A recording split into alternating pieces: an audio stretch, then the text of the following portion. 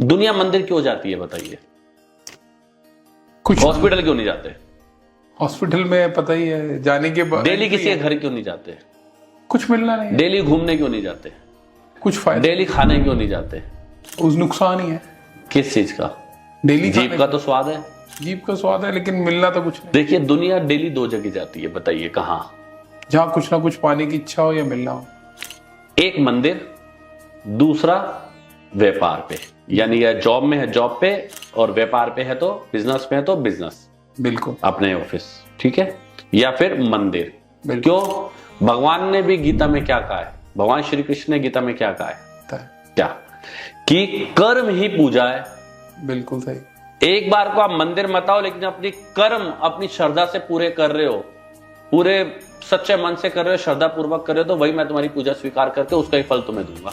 अच्छा, यानी कर्म अगर करते रहे सही दिल से तो उसका भाव मिलना ही मिलना है। मिलना ही मिलना है, तय है ये कि अगर आप अपने परिवार के लालन पालन पोषण के लिए आप मुझे भी नहीं मान रहे हो, मैं उसको भी स्वीकार करूंगा, लेकिन अपने कर्म में सच्ची निष्ठा प्रतिष्ठा होनी चाहिए, तभी तो वही आपकी पूजा मैं स्वीकार करता हूं।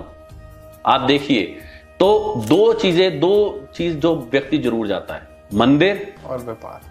जाने को तो हॉस्पिटल भी रोज जा सकता है, बिल्कुल सही। जाने को घूमने को भी रोज जा सकता है, खाने भी रोज जा सकता है, काम इधर उधर ड्राइविंग करने भी रोज जा सकता है, दोस्तों के भी रोज जा सकता है, स्कूल भी रोज जा सकता है, लेकिन स्कूल का एक फ्रेम निश्चित है, एक टाइम फ्रेम निश्चित है। व्यापार और काम का कोई टाइम फ्रेम निश्चित नहीं है।